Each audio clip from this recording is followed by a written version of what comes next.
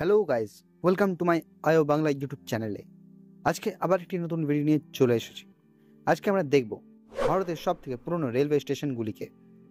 আজকে আমরা যে সমস্ত প্রাচীন রেলওয়ে স্টেশনগুলি দেখব, সেই রেলওয়ে স্টেশনগুলি ভারতে ব্রিটিশ শাসনের সময় থেকে পরিষেবা দিয়ে যাচ্ছে এবং সেগুলি বিশ্বের প্রাচীনতম, বৃহত্তম এবং ব্যস্ততম রেল নেটওয়ার্কগুলির মধ্যেও নাম লিখিয়েছে। এই স্টেশনগুলি 170 বছর আগের থেকে পরিষেবা শুরু হয়েছিল। এখন ভারতের রেল পরিষেবা বিশ্বের চতুর্থ দীর্ঘতম রেল পরিষেবা হয়ে দাঁড়িয়েছে। ভারতের এই প্রাচীনতম রেল স্টেশনগুলি আমাদের শুধু পরিবহনের মাধ্যম নয়, এগুলো ইতিহাস ও ঐতিহ্যের ভাণ্ডারও। এই স্টেশনগুলির মধ্যে কয়েকটি ইউনেস্কো বিশ্ব ঐতিহ্যবাহী স্থান হিসেবেও স্বীকৃত।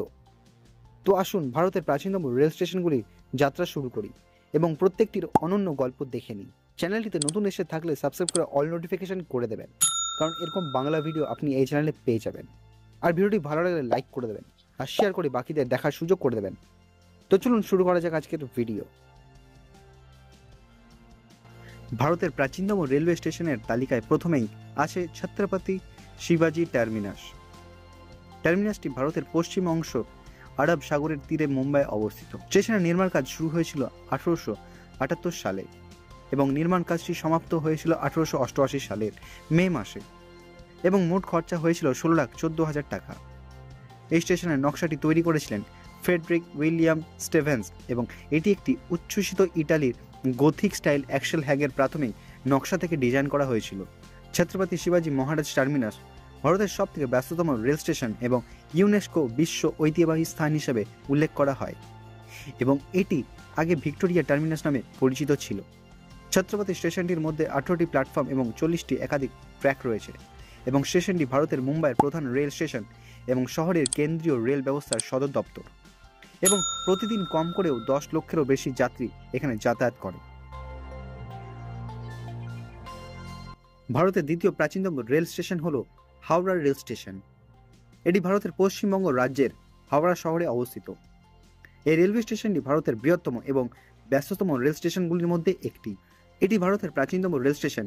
এর নির্মাণ কাজ শুরু হয় 1851 সালে এবং 1854 সালে এটি সম্পূর্ণ হয়েছিল। এই স্টেশনটির নকশা তৈরি করেছিলেন ব্রিটিশ আর্কিটেক্ট হালসে রিকার্ডো। স্টেশনটির মধ্যে রয়েছে 23টি প্ল্যাটফর্ম এবং 25টি ট্র্যাক, যা ভারতের বৃহত্তম রেল স্টেশন হিসাবে স্বীকৃত।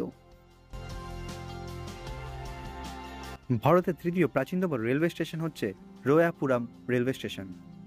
এটি ভারতের চেন্নাইয়ের রামপুরামে অবস্থিত। পশ্চিমবঙ্গের হাওড়ায় অবস্থিত হাওড়া রেলওয়ে স্টেশনের পরে বর্তমানে ভারতের প্রাচীনতম রেল স্টেশন এবং দক্ষিণ ভারতের প্রথম রেল স্টেশন হচ্ছে রোয়াপুরাম রেলওয়ে স্টেশন। দক্ষিণ ভারতের প্রথম ট্রেনটি 1856 সালের জুন মাসে রোয়াপুরাম রেল স্টেশন থেকে চলাচল শুরু করেছিল। এর নির্মাণ কাজ শুরু হয় 1853 সালে এবং শেষ হয় 1856 সালে। উইলিয়াম অ্যাডেলপি ট্রেসি রায়পুরাম রেলওয়ে স্টেশনের ঐতিহ্যবাহী ভবনের নকশা করেছিলেন। স্টেশনটির মধ্যে রয়েছে 4টি প্ল্যাটফর্ম এবং তার মধ্যে রয়েছে 26টি ট্র্যাক। প্রাচীনতম রেলওয়ে স্টেশনের তালিকায় 4 নম্বরে আছে কানপুর সেন্ট্রাল। হাওড়া জংশন এবং নিউ দিল্লি রেলওয়ে স্টেশনের পরে এটি দেশের ব্যস্ততম রেল স্টেশনগুলির মধ্যে একটি। এটি হাওড়া জংশন এবং নিউ দিল্লির মধ্যে একটি প্রধান রেল স্টেশন এবং এটি বিশ্বের বৃহত্তম ইন্টারলকিং রুট সিস্টেমের রেকর্ডও রাখে। এটি এমন একটি স্টেশন যা দেশের সমস্ত premium train, superfast train, mail train এবং প্যাসেঞ্জার ট্রেন সব রকমের ট্রেন এই স্টেশনে থামে।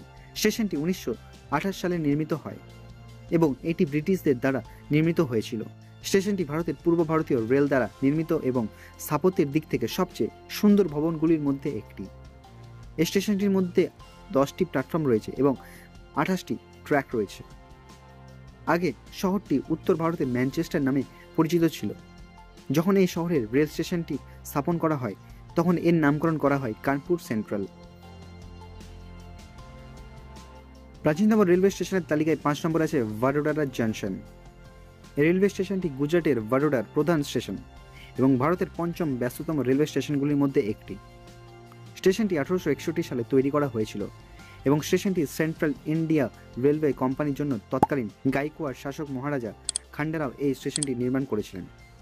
ভাডোদারা জংশনে 6টি প্ল্যাটফর্ম এবং 14টি ট্র্যাক রয়েছে। তো বন্ধুরা, আপনাদের ভিডিওটি কেমন লেগেছে আমাকে কমেন্ট করে অবশ্যই জানাবেন। আর চ্যানেলে নতুন এসে থাকলে সাবস্ক্রাইব করে অল নোটিফিকেশন করে দেবেন, কারণ এরকম বাংলা ভিডিও আপনি এই চ্যানেলে পেয়ে যাবেন।